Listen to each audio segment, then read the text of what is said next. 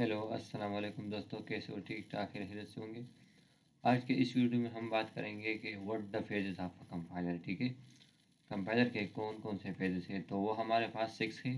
ठीक है, वो हमारे पास है 6, जैसे कि आप यहाँ पर देख सकते हो। सबसे पहले पे आता है लेक्सिकल एनालिसिस, फिर आता है syntax analysis, semantic analysis, intermediate code generation, code optimisation and target code generation. तो ये 6 फेजेस है। ये एज अ चैप्टर हम बाद में पढ़ेंगे, लेकिन अभी मैं सिर्फ आप लोगों को इतना कंसेप्ट दे रहा हूँ कि ये एक्चुअली वर्क कैसे करता है। ठीक है, तो चले चल के वन बाय वन उसको डिस्कस कर लेते हैं। सबसे पहले आता है लेक्सिकल एनालिसिस पेज। ये क्या करता है? It's take character and generate the tokens. यानी ये हमारे पास लेक्सिम्स बनाता है और उसको टोकनाइज फॉर्म में हमें कन्वर्ट कर देता है, जैसे कि आप नीचे देख सकते हो। लेट्स सपोज ये हमारे पास एक इक्वेशन है। ठीक है, तो आप यहाँ पर देख सकते हो कि ये लेक्सम्स और टोकन्स की फॉर्म में हमें जनरेट कर देता है। तो देख सकते हो आप ये कि एक्स हमारे पास क्या है? आइडेंटिफायर है।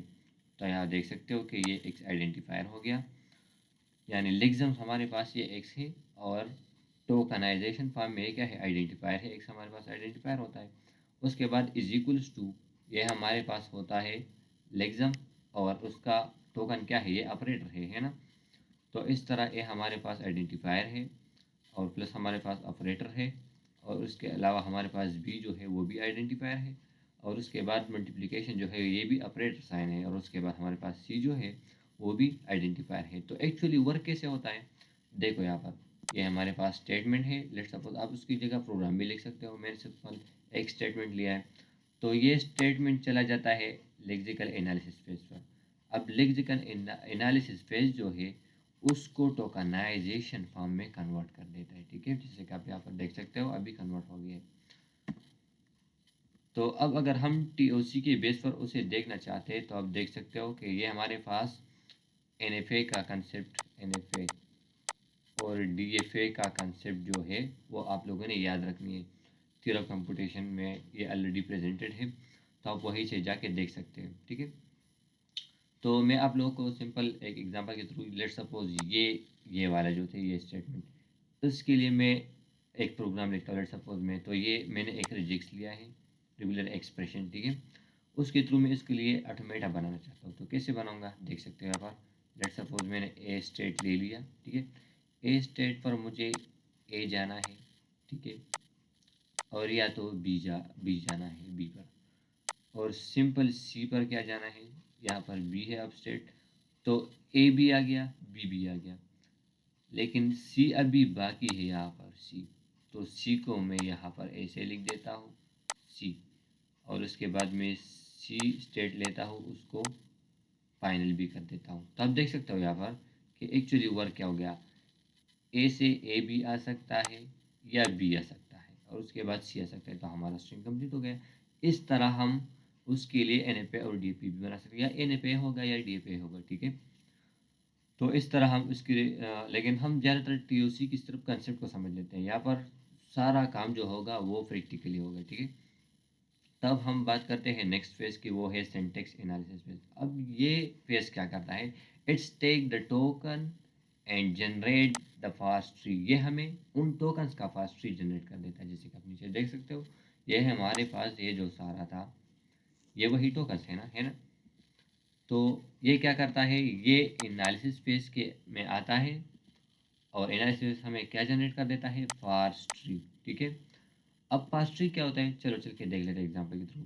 अब हम पास ट्री कैसे जनरेट करेंगे, तो देख सकते हो यहाँ पर। लेट सपोज मैंने ये एक स्टेटमेंट ले लिया। ठीक है, और उसका मैं पास ट्री बनाना चाहता हूँ। तो देखो ये एस है। यहाँ पर एक्चुअली वर्क क्या करता है? ये जो सिंटैक्स एनालिसिस फेज है ना, ये सिंटैक्स एनालिसिस फेज, ये एक्चुअली CFG यानी कंटेक्स्ट फ्री ग्रामर, उसके प्रोडक्शन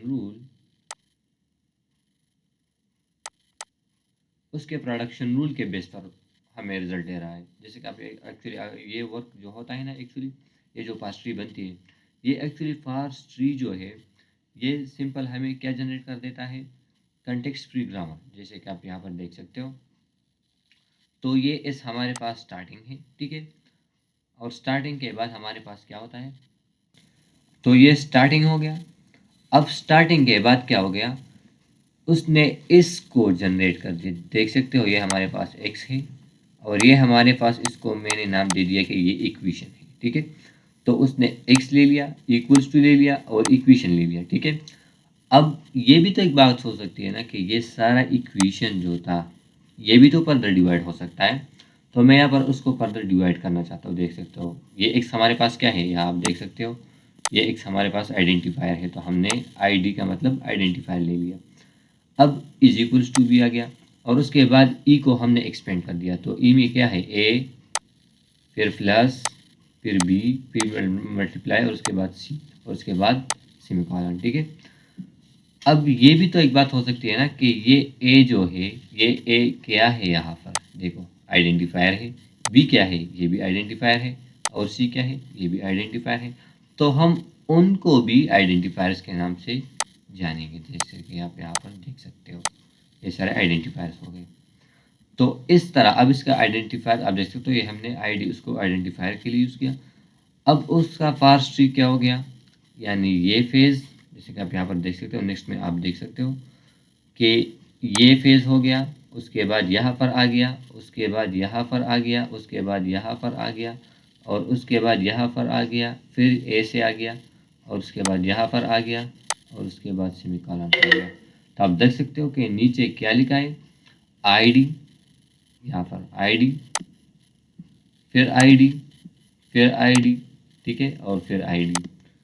तो इस तरह ही हमारे पास ट्री बन गई, जो नीचे आप लोगों को लाइन में दिख रही है। ये जो फीटी मैंने लिखा है अभी, ये क्या है, ये सारा का सारा फास्ट ट्री है। तो ये हमें ये एक्चुअली जनरेट कर देता है। और उसके बाद जो ये जो सारा काम होता है अब पेजेस पे होता है, ठीक है। तो नेक्स्ट फेज जो आता है वो है सेमेंटिक एनालिसिस फेज। एक्चुअली ये क्या करता है, it's responsible for type checking. ये हमारे पास टाइप चेक करता है कि ये वेरिएबल है, या अगर वेरिएबल नहीं है तो कहीं कांस्टेंट तो नहीं है, तो उसको चेक करता है। या एरे के बाउंड्री को चेक कर देता है कि कहीं उसमें एरर मिरर तो नहीं है, ठीक है। उसके अलावा ये स्कोप रेजोल्यूशन को भी करेक्टनेस की तरफ हमें वजू कर देता है कि ये करेक्ट है या नहीं। जैसे कि आप यहाँ पर देख सकते हो, ये हमारे पास फास्ट ट्री है जो हमने अभी पहले जनरेट कर दिया, ठीक है। तो ये जाता है सेमेंटिक एनालिसिस फेज पर, जैसे कि आप देख सकते हो सेमेंटिक एनालिसिस फेज आ गया। और उसके बाद ये हमें क्या जनरेट कर देता है, ये एक्चुअली हमें वेरिफिकेशन के लिए कि क्या ये जो आपने पार्स ट्री बनाई है ये ठीक है या नहीं है। अगर ठीक है तो ठीक है, अगर नहीं है तो वो आगे की तरफ नहीं जा पाएगा, ठीक है, हमें एरर जनरेट होगा। तो यहाँ पर तो हमें जनरेट हो चुका है, तो ये ठीक है। जैसे कि आप यहाँ पर अभी देख सकते हो, देखो ये तीन जो है ये क्या है, कांस्टेंट है। जैसे कि मैंने अभी मेंशन कर दिया है थ्री आईडीज़ को, वो क्या है, कांस्टेंट है। लेकिन अगर आप लोग यहाँ पर देखो तो ये कांस्टेंट नहीं है, ये वेरिएबल है। क्यों, क्योंकि x हमारे पास वेरिएबल है। और अगर ए की जगह में A B C, let suppose A की जगह मैंने 10 पुट कर दिया तो वो भी तो कांस्टेंट है। बी की जगह मैंने 100 पुट कर दिया तो वो भी तो कांस्टेंट ही है। अगर सी की जगह भी मैं कुछ वैल्यू डालूंगा तो वो भी तो कांस्टेंट ही आ जाएगा। तो ये सारे मैंने इसलिए कांस्टेंट रखे हैं। और उसके अलावा जो है वो क्या है, यहाँ पर ये वेरिएबल बन जाएगा, ये वाला आईडी। तो ये वेरिएबल बन गया और ये क्या बन गया, ये कांस्टेंट बन गया। तो हमारा प्रोग्राम ठीक है। तो इसलिए ये सेमेंटिक वेरिफिकेशन क्या करता है, उस पास ट्री को चेक कर देता है कि उसमें कुछ एरर, एरे की बाउंड्री या टाइप एट्सेट्रा, उन सारी चीज़ों को देख के हमें बताता है कि ये ठीक है या नहीं। अगर ठीक है तो वो नेक्स्ट फेज में चला जाता है। जैसे कि आप देख सकते हो फेज 4 पे हम आ गए हैं। अब वो क्या है, इंटरमीडिएट कोड जनरेशन। अब इंटरमीडिएट कोड जनरेशन क्या होता है, तो ये हमारे पास एक्चुअली टीएसी पर काम करता है। टीएसी हमें जनरेट कर देता है। अब टीएसी क्या होता है, यानी थ्री एड्रेस कोड, ठीक है। टीएसी का मतलब होता है थ्री एड्रेस कोड, ठीक है। जैसे कि आप यहाँ पर देख सकते हो ये सेमेंटिकस, ये वही फास्ट ट्री है जो हमने पहले जनरेट कर दी थी। जैसे कि आप देख सकते हो वेरिफिकेशन के बाद क्या होगी, एरर मेरर के बाद क्या होगी, ये आ गई कौन से फेज पे, इंटरमीडिएट कोड जनरेशन पे, ठीक है। तो इंटरमीडिएट कोड जनरेशन पे आगे जैसे आप देख सकते हो। और इंटरमीडिएट कोड जनरेशन में हमें क्या प्रोवाइड कर दिया, ये वाला, ये हमें प्रोवाइड कर दिया उसने, जैसे कि आप यहाँ पर मेंशन में देख सकते हो। और ये किस चीज़ की एब्रीवेशन थी, ये जो फास्ट ट्री था ना, ये आईडी वाला, ये यहाँ पर हमने मेंशन कर दिया। हमने code intermediate intermediate code generation हमने पास करवा दिया, तो हम उसको ए से भी तो लिख सकते हैं, लेकिन ए से भी तो लिख सकते हैं, क्योंकि ये स्टेटमेंट एक्चुअली यही तो स्टेटमेंट है। तो अब ये क्या हो गया, जब इंटरमीडिएट कोड जनरेशन इस फर्स्ट ट्री को लेता है और फिर हमें क्या प्रोवाइड कर देता है, इंटरमीडिएट कोड। और वो क्या है एक्चुअली, वो है TAC, ट्री एड्रेस कोड। अब ट्री एड्रेस कोड हमें क्या प्रोवाइड कर देता है, जैसे कि आप देख सकते हो यहाँ पर, लेट्स सपोज अब ये क्या होता है, लेट्स सपोज मैं यही ले लेता हूँ, यही स्टेटमेंट, ठीक है। तो ट्री एड्रेस कोड में होता क्या है, जैसे कि आप देख सकते हो यहाँ पर, लेट्स सपोज मैंने लिख दिया कि T0 इज इक्वल्स टू, तो हम राइट से लेफ्ट पर चले जाएंगे, राइट से लेफ्ट पर। तो राइट से लेफ्ट पर क्या है, B मल्टीप्लाइड बाई C, ठीक है। Semicolon, semicolon B, sorry, C multiplied by B, यही स्टेटमेंट है ना। और उसके बाद कौन सा बचा, अब हम आते हैं T1 की तरफ, और T1 हमारे पास क्या है, अब हम इधर आते हैं। तो मैं लिखता हूँ कि A प्लस और B इंटू सी की जगह अब हम क्या पुट करेंगे, यही T0 ही पुट करेंगे, ठीक है। तो हम यहाँ पर लगाएंगे T0 और सेमीकोलन अपनी जगह, ठीक है।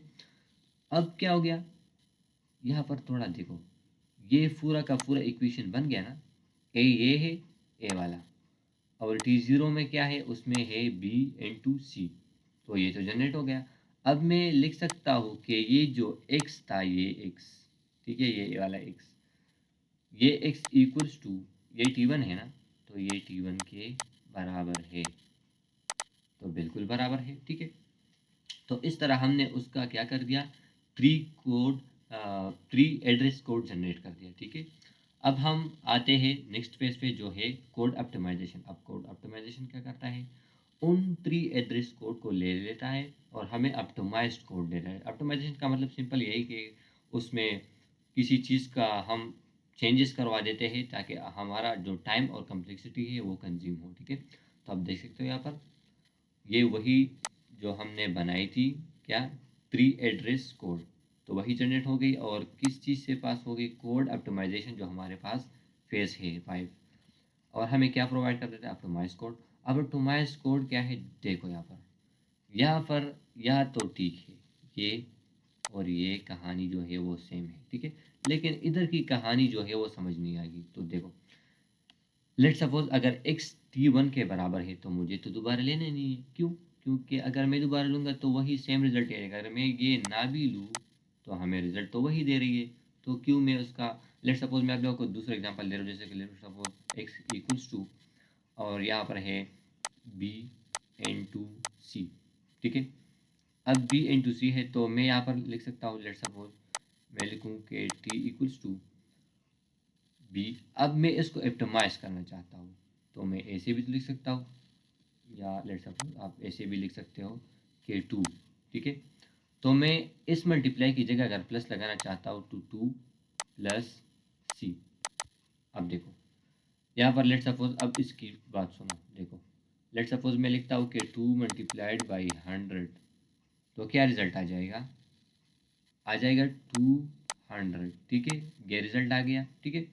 अब इस वाली सीन को देखो, इस वाली सीन को लेट सपोज मैं यहाँ पर लिख रहा हूँ कि सी प्लस सी, तो वो भी तो रिजल्ट सेम ही आएगा। जैसे कि आप देख सकते हो यहाँ पर कि सी को मैंने लेट सपोज मैंने लिख दिया 100, और ये सी मैंने वहीं पर यहाँ पर भी 100 लिया था और यहाँ पर भी मैं 100 ले रहा हूँ। तो अब इसका जवाब क्या रहे, 200। तो मतलब मैं इस साइन को चेंज कर दूँ, मल्टीप्लाई की जगह प्लस कर दूँ, तो ये भी तो ऑप्टिमाइजेशन ही है। तो इस तरह हम कोड को ऑप्टिमाइज कर देते हैं, जैसे कि यहाँ पर हमने ये वाला स्किप कर दिया है और यहाँ पर सिंपल यही कोड लिखा है, तो ये हमारा कोड जो है वो ऑप्टिमाइज हो गया, ठीक है। अब चलते हैं नेक्स्ट फेज की तरफ। अब नेक्स्ट फेज क्या है, वो है टारगेट कोड जनरेशन, ठीक है।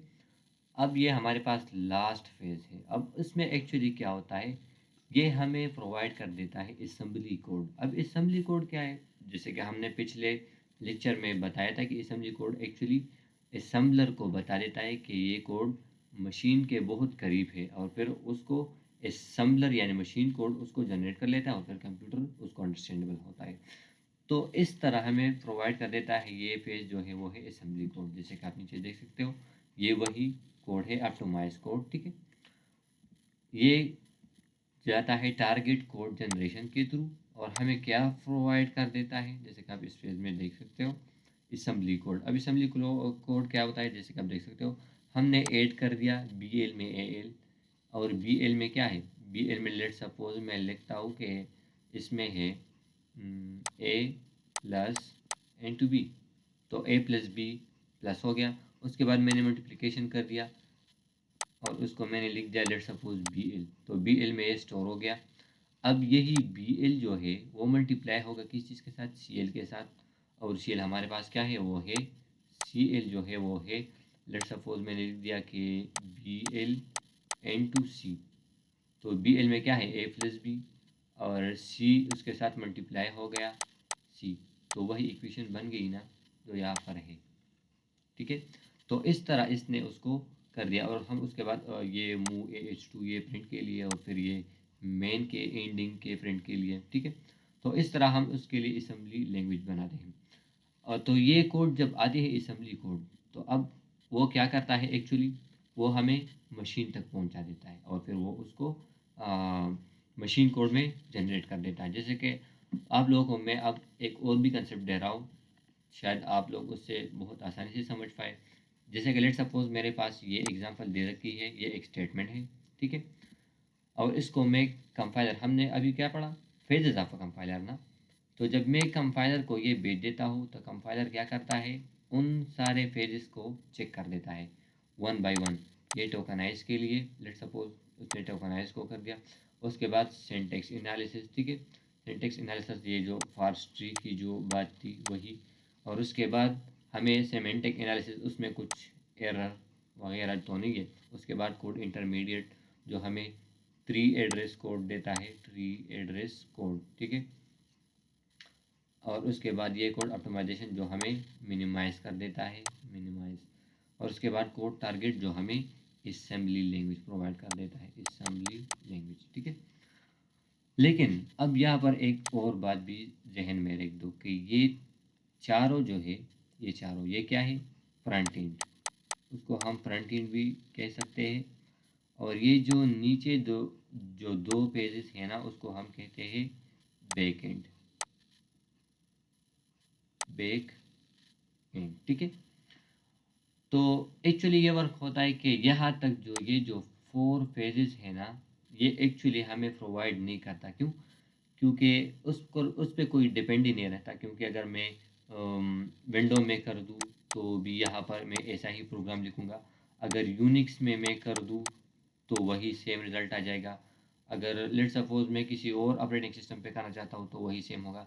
लेकिन ये जो 2 पेजेस हैं ना, ये बैकएंड वाली, ये हर चीज़ पे नहीं होती। क्योंकि विंडो का अलग कंपाइलर होता है, विंडो का यूनिक्स का अलग होता है, ठीक है, इस तरह। तो ये डिपेंडेबल ऑन द मशीन के मशीन कौन से कंपाइलर को एक्सेसिबल करता है, ठीक है, तो उसके थ्रू वो उसका रिजल्ट बना देता है। तो ये इन पेजेस से लेके फिर क्या होता है, ये सारे पेजेस जब यहाँ तक आता है तो हमें असेंबली लैंग्वेज प्रोवाइड कर देता है, जैसे कि आप देख सकते हो यहाँ पर ये असेंबली कोड है। और इसको हम लो लेवल लैंग्वेज भी कहते हैं, ठीक है, लो लेवल लैंग्वेज। तो थैंक यू, आज के लेक्चर में इतना था, फिर मिलेंगे नेक्स्ट वीडियो में। Take care, see you in the next video, bye.